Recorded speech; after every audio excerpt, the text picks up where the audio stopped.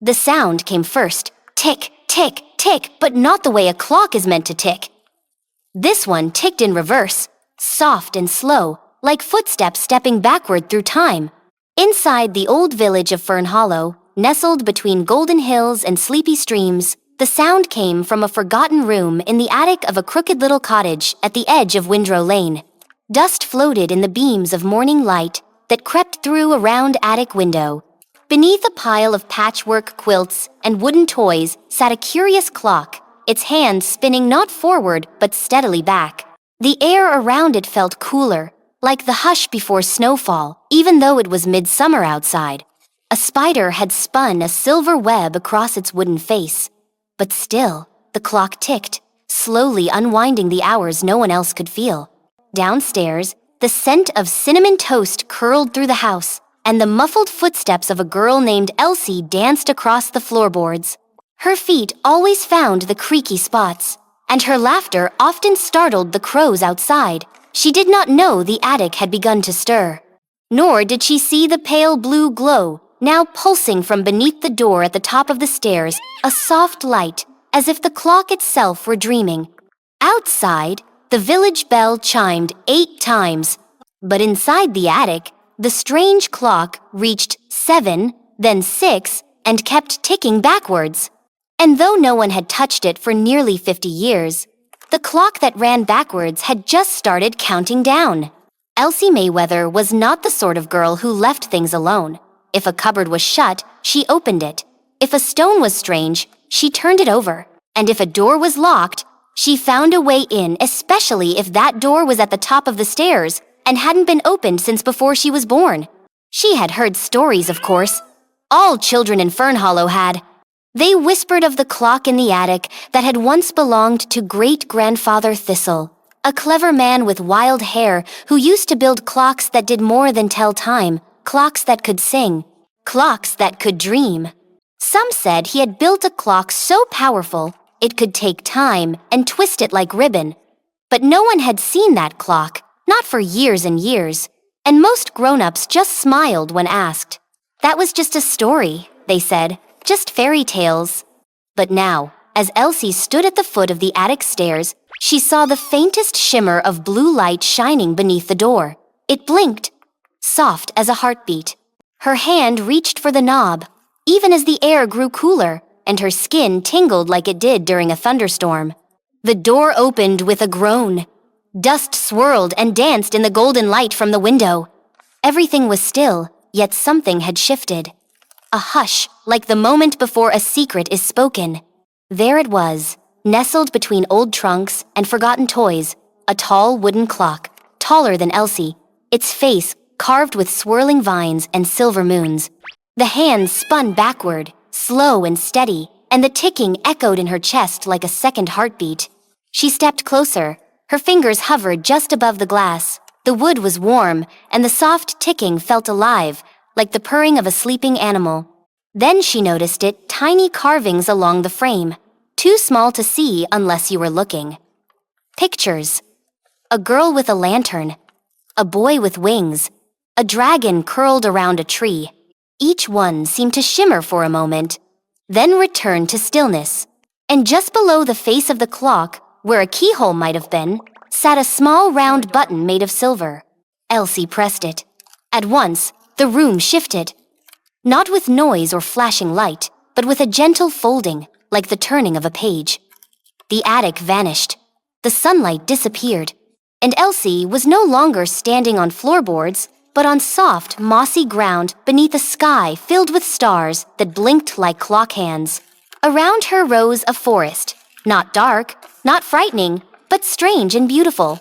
Trees bent gently toward her, their leaves whispering in voices too quiet to understand. A path of glowing stones led into the woods, and above her, fireflies drifted like falling sparks. She blinked, once, twice, but the forest stayed. The clock stood behind her, unchanged except for one thing: its hands had stopped, and in the stillness, the ticking had vanished. Elsie turned toward the path. She did not wonder if she should follow it. Her feet were already moving. The stones glowed warmer with each step, lighting the way through trees that swayed in a wind that didn't touch her skin. She saw things between the trunks, eyes watching, softly blinking. But they held no malice, only quiet curiosity. Then came the sound, soft at first, like a song remembered from a dream. It drew her forward until she stepped into a wide clearing bathed in silver light. And there, standing in the center, was a boy about her age, dressed in clothes that shimmered like clockwork.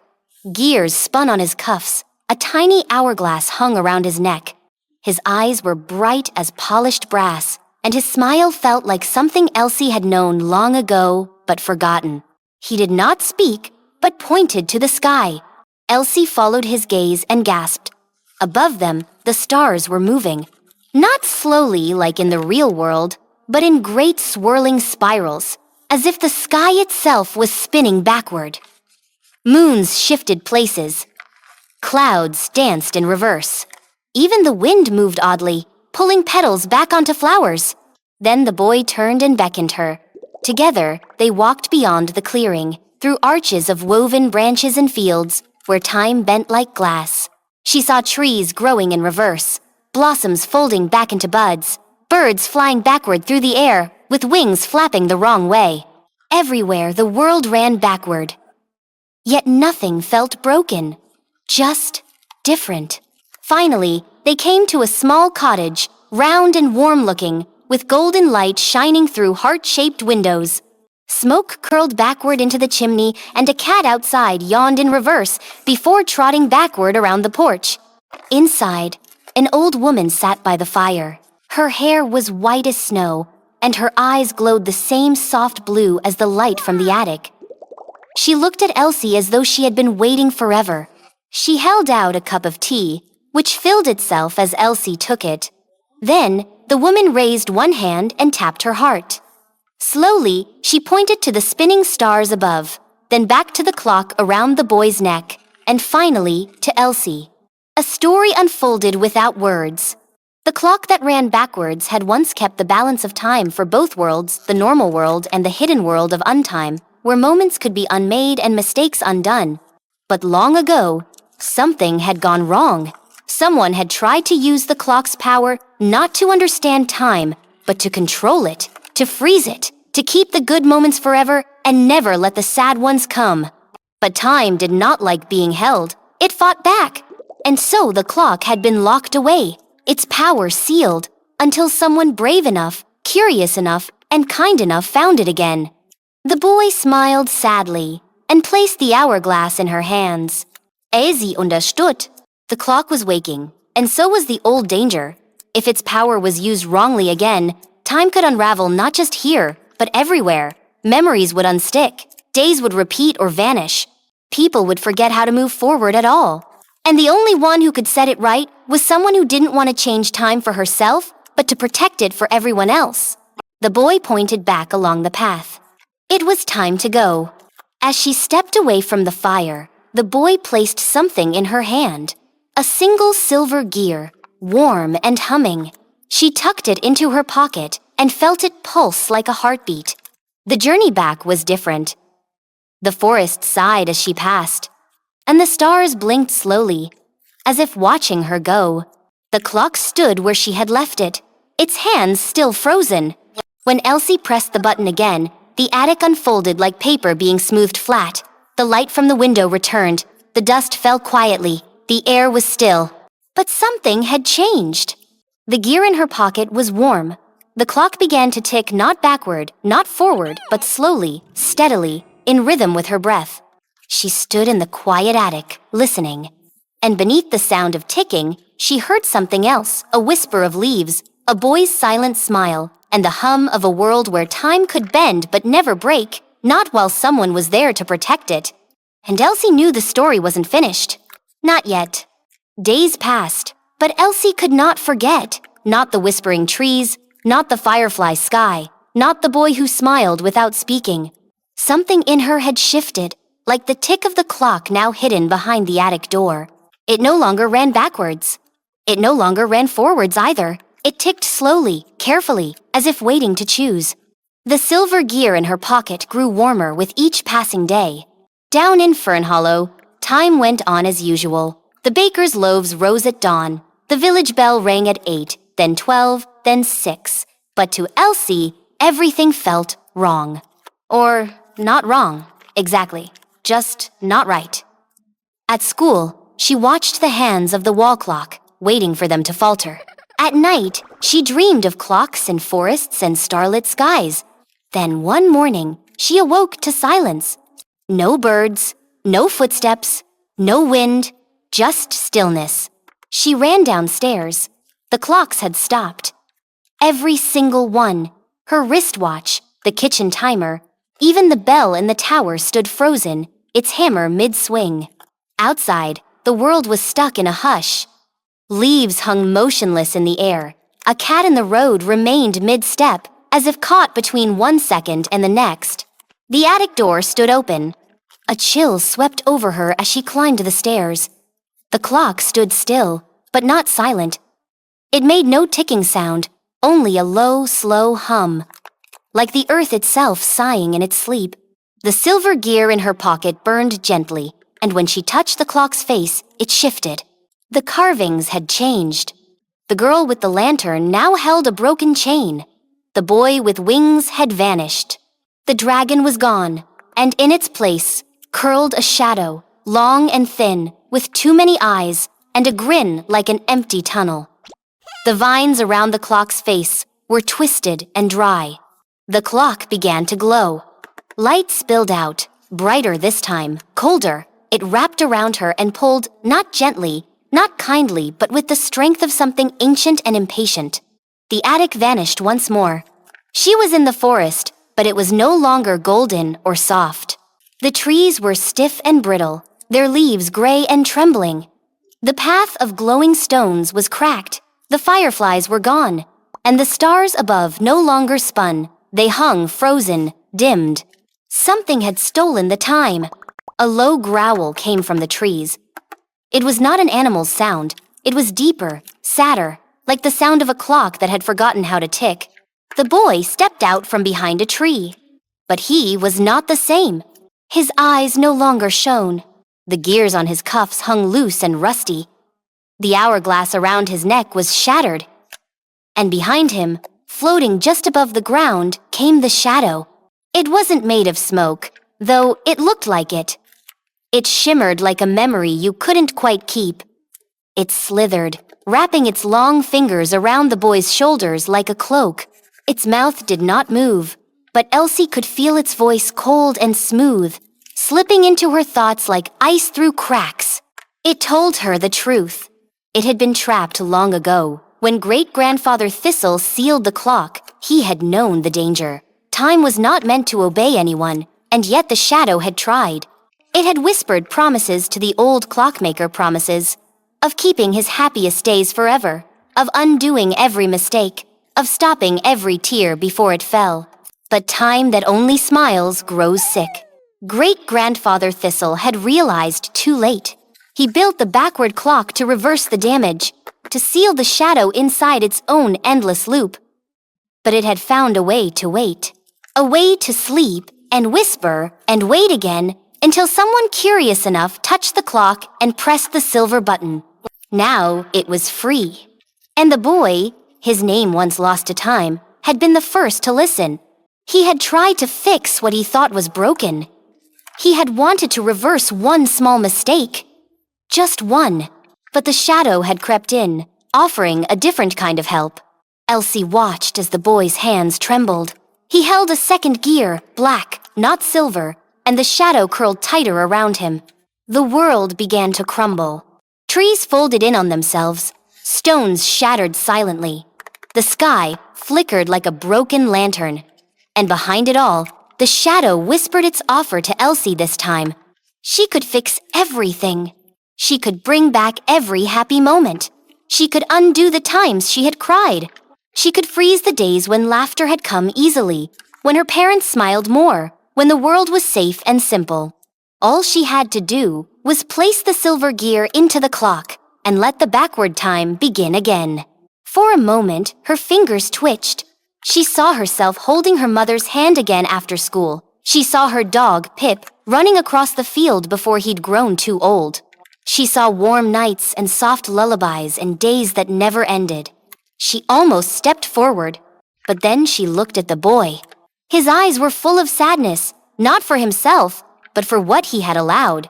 He had once believed the same, that good times were better than real ones, that joy could replace truth, that pain could be erased, like pencil on paper. But without the hard moments, the soft ones had no meaning. Elsie took a step back. She reached into her pocket and pulled out the silver gear. It pulsed in her palm, steady and warm, not burning, not cold, just alive. The shadow hissed. It lunged, its many eyes flaring. The trees screamed as it passed. Time began to warp. Elsie fell to her knees, the ground shifting like a tilted table. But she did not let go. She closed her eyes and pressed the silver gear to her heart. Then, she spoke not with her mouth, but with her thoughts, clear and true. Time should move forward, even if it hurts, even if it breaks, because that is how it heals. The gear vanished, and something answered. A chime rang out, not loud, but pure. A sound so bright it cut through the darkness like sunrise on cold glass. The clock, far behind her in the attic, began to tick again. Not backward, not forward, but right. The shadow screamed. It shrank, flailed, and twisted. But the light was stronger. The vines around the clock's carvings bloomed. The forest breathed. The stars blinked. And the boy, his eyes wide, was lifted from the shadow's grasp. With one last flickering shudder, the shadow vanished. The world exhaled. Trees straightened. Colors returned. A warm wind stirred the leaves, and the fireflies blinked back into the sky, dancing like sparks in the night. The boy stood slowly. His hourglass was whole. His gears spun bright and true, and when he looked at Elsie, he nodded not in thanks, but in understanding. They had both learned, and though no words passed between them, they knew it was time to return. Not to forget, but to move forward. Because forward is where life lives. The soft wind that had returned to the forest guided Elsie back to the place where it all began. The trees leaned gently out of her way. The fireflies circled her shoulders like tiny stars coming home. And just behind her, the boy followed, quiet but no longer burdened. His hourglass glowed faintly, the sand within flowing not quickly, not slowly, but just right. As she reached the clearing, the clock stood waiting. It looked different now. The vines carved into its frame had blossomed with tiny golden flowers. The carvings shimmered in the light of the fireflies, showing not only the girl with the lantern and the boy with wings, but something new, a heart made of gears, a forest bathed in starlight, a silver thread weaving through time. And in the center of the clock's face, the hands no longer spun backward. They moved gently forward, 1 second at a time, in perfect rhythm. Elsie placed her palm against the wood. The warmth spread through her fingers, her arm, her chest, until it filled her whole body. But it was not the warmth of magic. It was the warmth of courage. The kind that stays even when the fireflies are gone. The kind that whispers you are enough. A sound like turning pages filled the clearing. The forest folded once more. The attic returned. Dust floated gently in the air, and morning light poured through the round window. The old wooden floor creaked beneath her shoes. The smell of cinnamon toast curled faintly up the stairs. But Elsie knew she had not dreamed. The silver gear was no longer in her pocket. The carvings on the clock had changed forever. And when she glanced at the corner of the attic, the tiniest flicker of blue light shimmered, then winked out like a secret. Downstairs, time had begun to move again. The village bell rang 8 soft notes. The birds outside sang their usual morning songs. And the old cat from next door meowed lazily from its windowsill, as if nothing unusual had happened at all. But Fernhollow was quieter that day. Clocks were checked, but no one could explain why they had all stopped at once, or why the hands had started again just a moment later, without a sound or warning. Most villagers simply shrugged and went back to their morning routines. Only Elsie noticed the change. People paused more often that week. The grocer smiled more kindly. Children laughed more freely, and no one seemed to rush. Even the old-school clock, which had always run too fast, now ticked gently, perfectly in time with the sun. Still, life went on. Elsie helped her mother bake a pie that afternoon. She read the same book 3 times to her little brother without once hurrying the words. And when the sun dipped low behind the golden hills, she stepped outside to watch it sink, not because it was special, but because it was beautiful. And she didn't want to miss a moment of it. As the days passed, Elsie began to understand something even deeper. The clock that ran backwards hadn't been evil. It had been built to help people see that time was a gift, not a problem to be solved. That pain and joy were threads woven together in the same great story. And that trying to keep only the happy parts was like picking only the petals of a flower and expecting it to grow. The boy from the forest did not return, not in the way she remembered. But sometimes, when the moon was full and the wind bent just right, Elsie would hear the soft whirring of tiny gears as she drifted off to sleep. And once, when she held her lantern out by the garden gate, she saw footprints that hadn't been there a moment before, light, careful, and just the size of hers. The clock in the attic never ticked loudly again. It kept quiet time now, hidden behind soft wood and sleeping toys. But every so often, when she passed it, Elsie would press her hand to the wood. And in return, the clock would hum warm and steady, like a heartbeat, not her own, but deeply familiar. As the years passed, she grew taller. Her feet found new creaky spots in the floor. Her questions grew bigger, her voice stronger. But one thing stayed the same. She never stopped watching time, not to control it or fear it, but to understand it. And always, always to cherish it. When winter came, she watched the snow fall not for what it covered, but for what it revealed. Footprints, laughter, silence. And when spring returned, she listened to the soft unfolding of petals, like tiny seconds opening into hours. The clock had taught her something most grown-ups forgot, that even sadness has a season.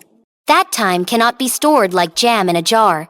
That moving forward is not about leaving things behind, but carrying them with care. And one day, when her own children asked about the strange door at the top of the stairs, she smiled, not the smile of someone hiding a secret, but of someone ready to share it. Because stories, like time, must move forward. They must be told. And so she would tell them about the forest of starlight, the boy with the broken hourglass, and the shadow that whispered lies. But most of all, she would tell them about a girl named Elsie, who pressed a silver button not to escape time, but to understand it.